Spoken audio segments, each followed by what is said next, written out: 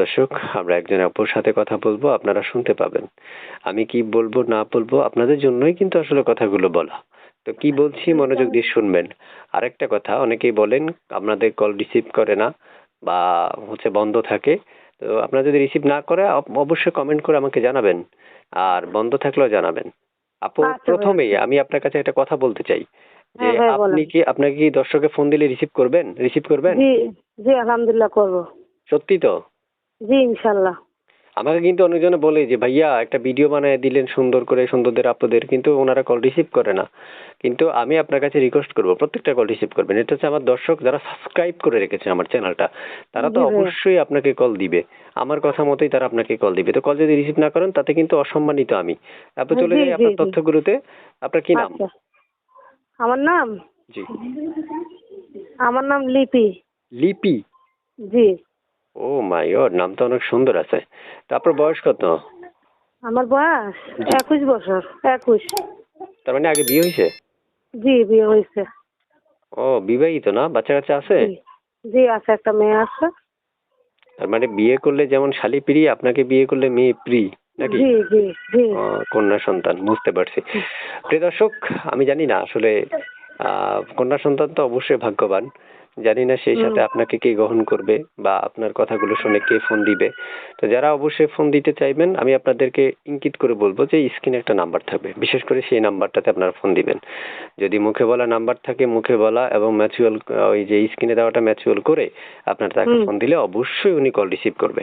একটু জি আগেই উনি ইনশাল্লাহ। নিজেই কথা দিয়েছিলেন যে কল রিসিভ করবেন। সত্যি আপু কল রিসিভ করবেন তো? জি আলহামদুলিল্লাহ করবো রিসিভ। আচ্ছা। আপু, দেশের বাড়ি কোথায় আপনার? আমার দেশের বাড়ি সিলেট জি। সুনামগঞ্জ। সিলেট সুনামগঞ্জ? জি। ওখানে থাকেন?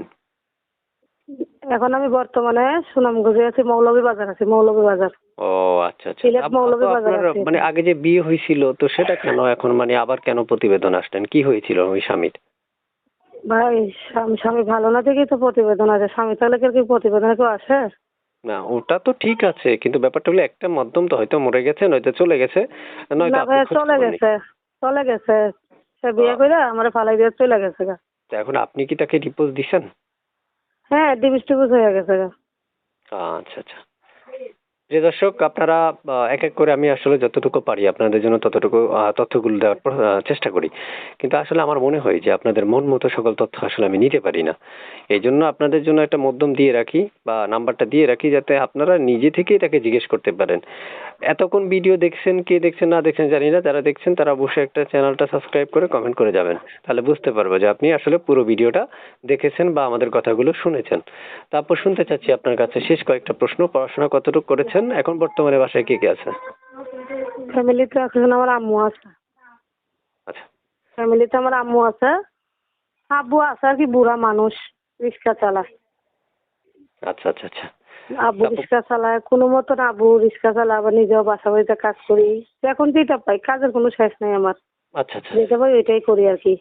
যা করবেন মাথায় রাখবেন একটা ব্যাপার, সেটা হচ্ছে কখনোই মানে যে নামাজ কালাম এগুলো কখনোই বাদ দেওয়া যাবে না, ঠিক আছে?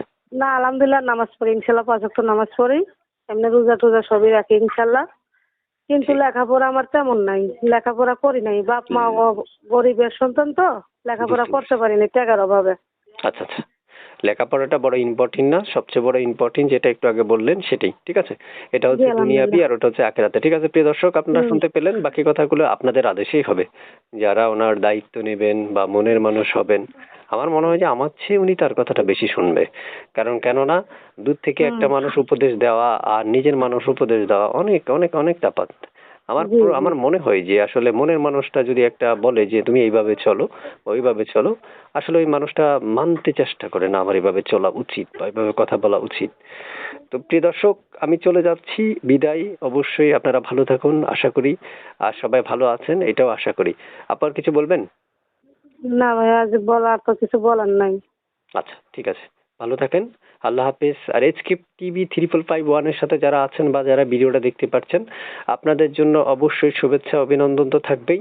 আমাদের চ্যানেলটা সাবস্ক্রাইব করে নেক্সট ভিডিও ছাড়ার সাথে সাথে যাতে আপনার কাছে নোটিফিকেশন যায় সেই আশায় বসে থাকবেন। আল্লাহ হাফেজ। ওকে, আসসালামু আলাইকুম।